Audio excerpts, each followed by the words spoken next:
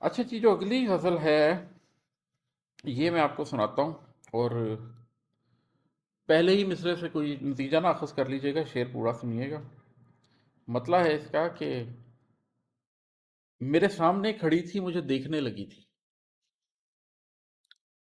میرے سامنے کھڑی تھی، مجھے دیکھنے لگی تھی، وہ شبیہ غم کے جس میں میری ذات دکھ رہی تھی۔ نہ وہ ہو سکا شناسا، نہ رہی وہ اجنبیت۔ نہ وہ ہو سکا شناسا، نہ رہی وہ اجنبیت۔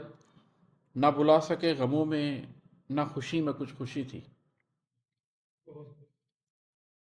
میں رفیق غم نہیں ہوں، میں فریق غم نہیں ہوں۔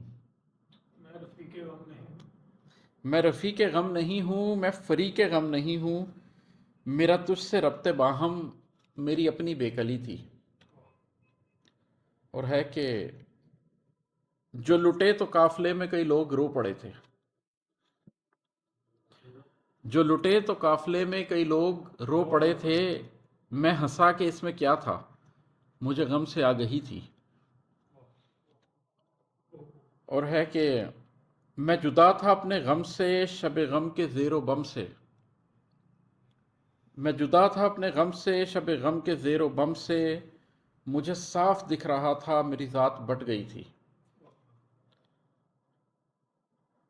بھلا خوف کس لیے اب کہ یہ پہلے طے ہوا تھا۔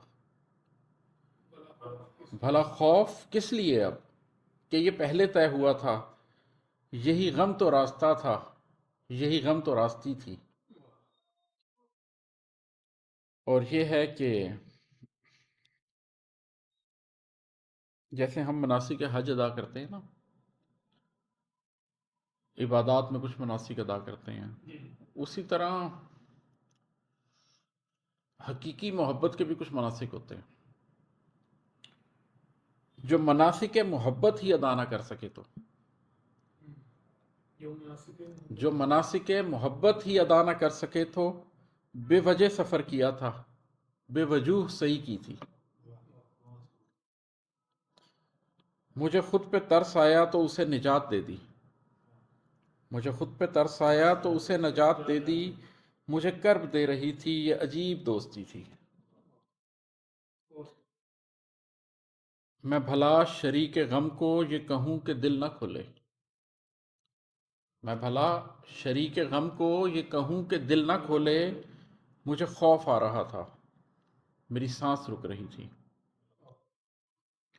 اور ہے کہ جو شعور سے ملا تھا اسے تج کے چل پڑا تھا۔ جو شعور سے ملا تھا اسے تج کے چل پڑا تھا۔ جو مجھے چلا رہی تھی وہ تو میری بے خودی تھی۔ اور مکتا ہے کہ جو عماد رو دیا ہے تو ٹھٹک گئے ہو تم سب۔ جو عماد رو دیا ہے تو ٹھٹک گئے ہو تم سب۔ جو ہنسا تھا کھلکھلا کے تمہیں تب خبر ہوئی تھی۔